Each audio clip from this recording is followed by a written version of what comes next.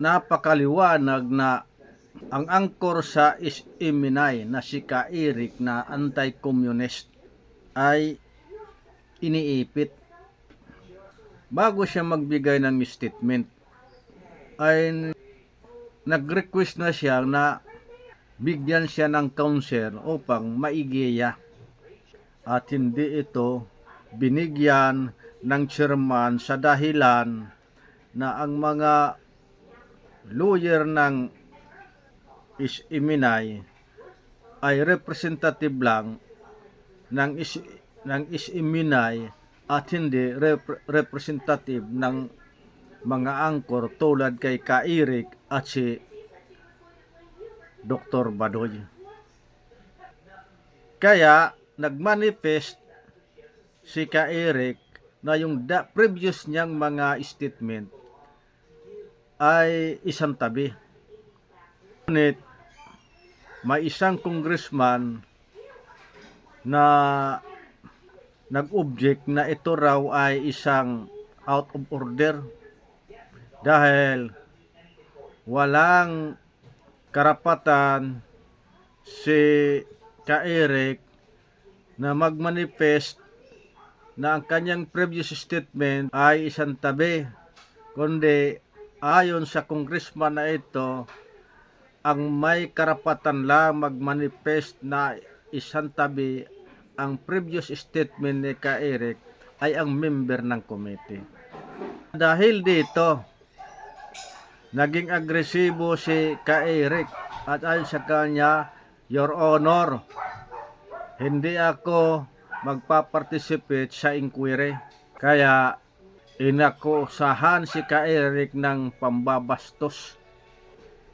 Ayon naman kay Congressman Suarez, pinipilit si Eric na ibunyag yung nagbibigay sa kanya ng information na personnel sa Senado. At si Eric ay matigas na tumatanggi. Tama naman si Eric dahil pag ibinigay ito o kanyang inginoso yung source niya sa information ay mawawala ng tiwala sa kanya. Ayon naman sa mga kongregista, ito raw ay baka namumulitiko at sinisiraan ang Congress. Kaya pinipilit talaga si Eric na ibunyag ang nasabing empleyado. At ito ang dahilan ng kanyang Cite of Contempt.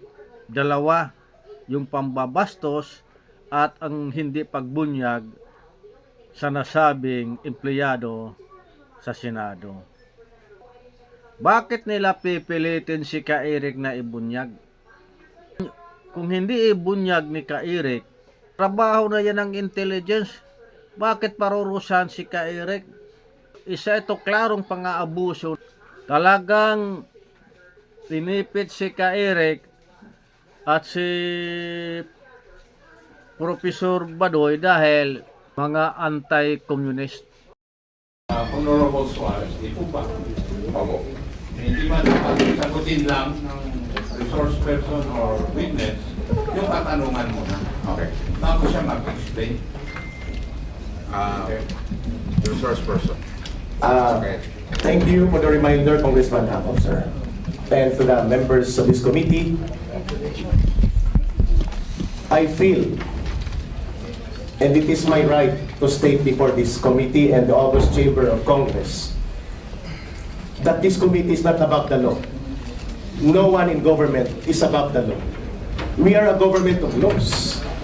I am protected under the SOTO law. I have the constitutional right. I requested per record that I may be given competent advice and assistance of a legal counsel, and such right is guaranteed by the Constitution. And such right is also stipulated clearly in Section 12 of the Governing House Rules pertaining to committee hearing and conduct of investigation.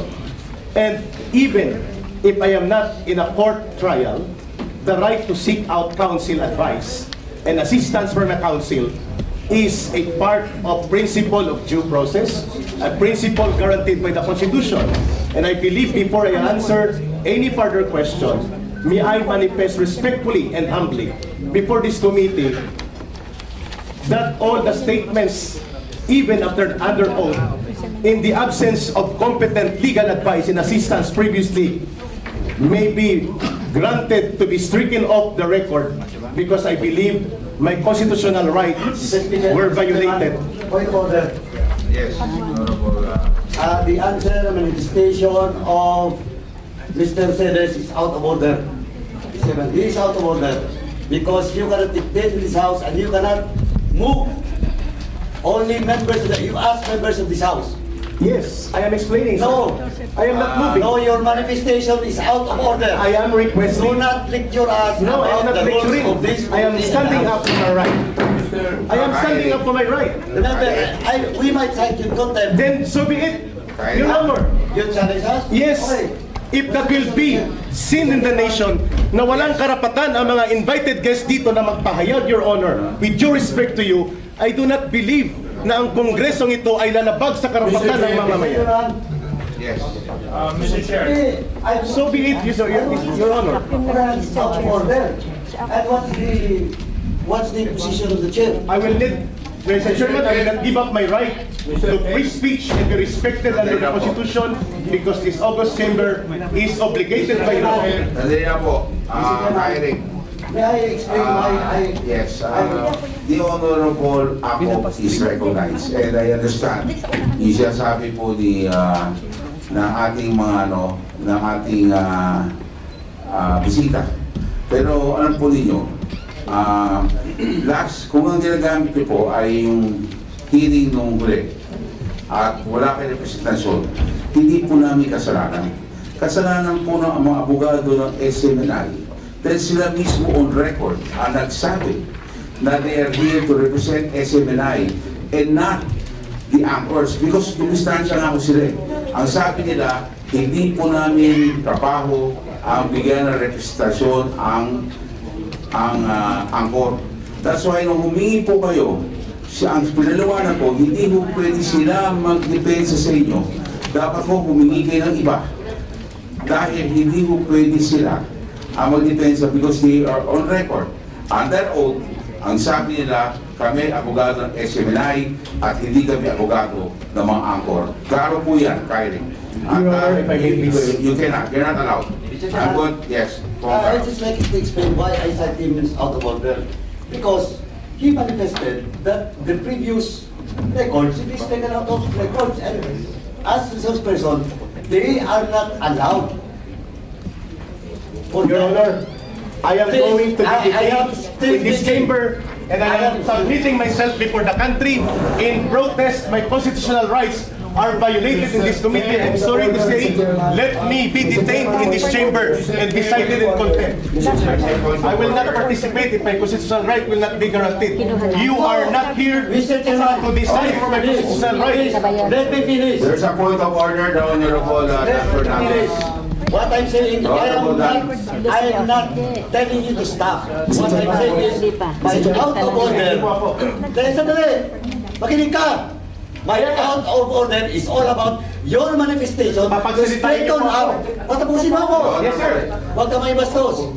Hindi ako bastos, nagpapaliwanag Patapusin mo ako. ako. Mr. Chairman, I would just like to correct. I am not stopping him to issue statement. What I'm saying is, and what I'm pointing out of order is the manifestation that the previous statement, or the previous record, should be taken out of order. And under the rules, he is not allowed to do it. Point of order. Yes, the Honorable Dan Fernandez on the point of order. Maybe remind the resource speakers and the members of this committee to observe the proper decorum. Correct.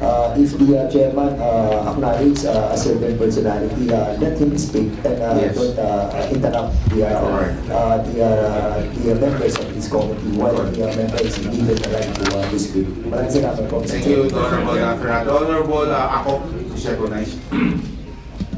Mr. Celis, please be reminded that in this committee and this house, we have rules to follow. Hindi po ba namin sinusunod yung mga rules? Matanong ko nga po, Yes, sir. I feel that is And I my... would like to remind you that these rules are supposed to be followed by members of this committee and by the witnesses or resource persons to be present. And one of these rules is that before you can speak, you ask permission from the chairman.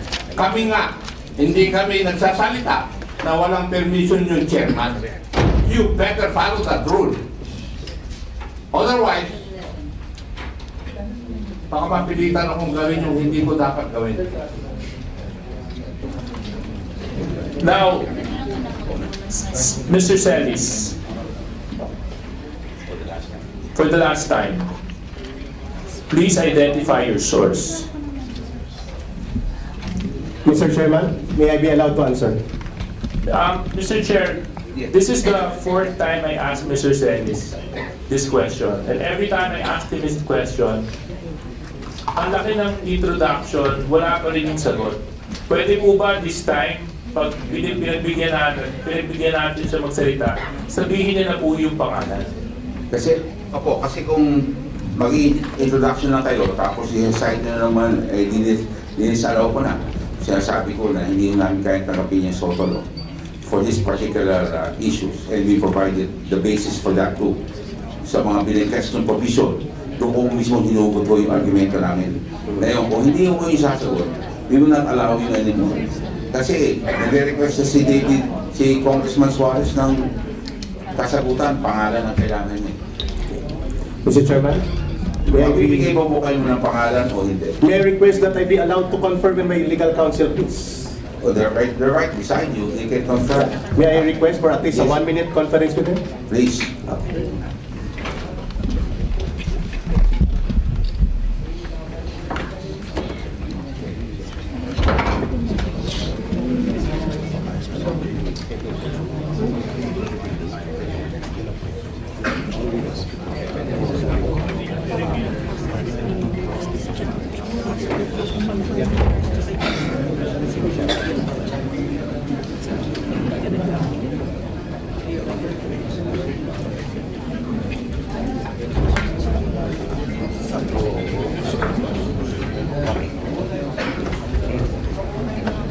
Mr. Chairman, may I be recognized again, please? Okay, please proceed.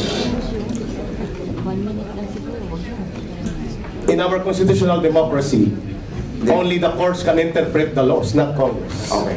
So I will not answer that question because I believe Congress does not have the right to interpret laws. Okay. It is with Congress to pass laws but not to interpret laws. Salamat po. I take back my statements previously. Mr. Chair, Okay, then the Honorable Toby Chanco is recognized. Mr. Chair, in the sense of fairness, since we really want to know the source, para malaman natin kung ano talaga yung pinagkakalat nito, would we allow Mr. Celis, Eric, to reveal the source in executive session? Would the chair allow? Yes, Eric. It's an executive session, an option for you. It's an executive session, an option for you. There's a suggestion by Honorable Toby Chanco of Nabotas na kung ayaw niyo po sabihin sa harap ng camera at sa publiko, okay na ba, executive session? We will call for executive session now. Para lahat ho ng options ay binigay na po namin sa inyo. Eric.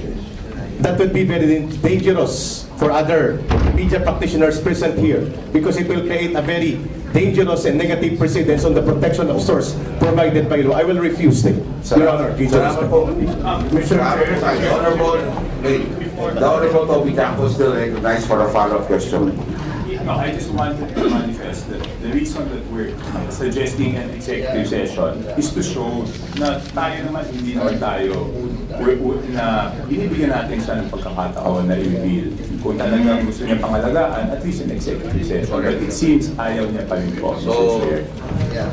Mr. Chair, it is very clear that Mr. Celis does not want to answer the question to reveal the source, whether in this inquiry or in this executive session. So therefore, Mr. Chair, under Section 11, the power to contempt, letter E, grounds for contempt is for a resource person refusal to answer any relevant inquiry.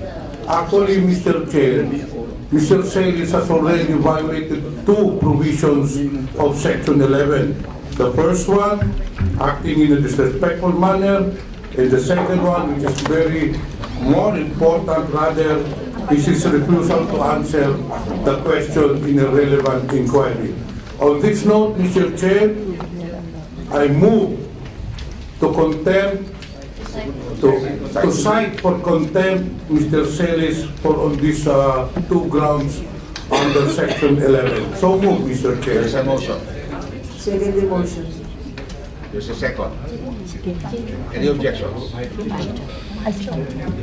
There's a motion, duly seconded. Any objections from any member Mr. Chairman. of this committee? There being no objections, on a unanimous vote, the Eric is cited for Mr. Chairman, contempt. may we And I recognize? ask the Sergeant of Arms to please take down. Eric. Mr. Chairman, Mr. Chairman. can we request the Sergeant at Arms to practice his responsibility after the hearing? Because there's still other details. Mr. Chair, point of order. Yes, the point of order, the Honorable. The motion was for Mr. Celis to be cited in contempt. And I think there's supposed to be a second motion. There was a second. Yeah. No, the motion should be for him to be detained. Where? Because under our law, the contempt of the committee shall be deemed contempt of the House. The person cited in this section may, upon order of the committee, be detained in such place as the chairperson or acting chairperson may designate. In other words, we have to decide where to detain him and for how long, Mr. Chair. That's supposed to be the second motion. Mr. Chair, I believe with regards to the duration, it will be up to this committee to decide, and of course, to Mr. Celis, kung kailan po nyo sasagutin yung tanong natin, and then maybe we could lift the contempt. But as long as hindi pa niya sinasagot yung tanong natin, the contempt will remain. Mr. Chairman, final statement before niyo po ako ikulong. Mr. Chair, I move for... Can I have a final statement, please? Before pa ako magpapakulong, I request the committee. Mr. Chair, silence is requested. The Honorable Pimentel has the floor. Thank you, Mr. Chair. In an earlier motion, Mr. Chair, we have already approved to cite for contempt Mr. Celis. On this note, Mr. Chair, I move to detain him in the premises of Congress as per our rules on Section 11. So move, Mr. Chair. There's a motion, duly seconded. The chair no objections.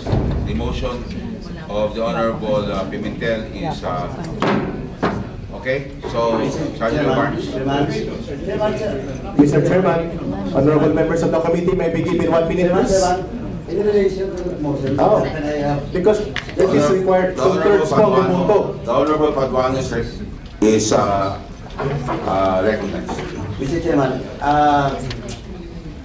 ang ano lang, point of inquiry lang, kasi we are not allowed to have a detention for indefinite period of time. So we have to establish how long.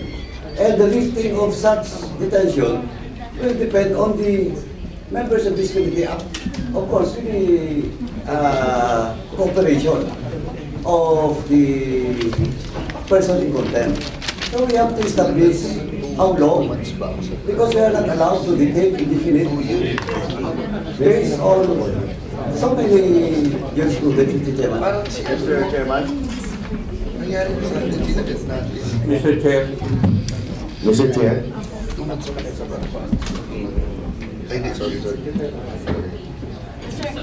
Mr. Chair, The Honorable Ako is recognized. yes, there's a decision by the Supreme Court that we cannot detain a person indefinitely And therefore, may I move that we come up with a definite period for detention insofar as Mr. Celis is concerned. For violation of paragraph C of section 11 of the rules.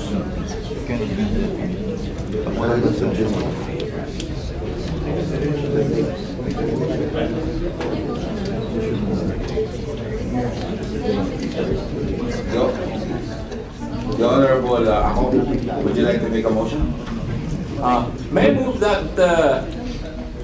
Mr. Celis be detained for being cited in contempt for violation of section 11, paragraph C, refusal to answer any relevant inquiry by the members of this committee for a period of 30 days.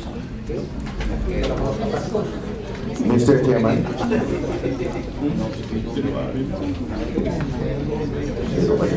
He will go on break on December 30 unless he finds a motion for reconsideration. We have done this in the different committees already. Mr. Chair, There's a motion.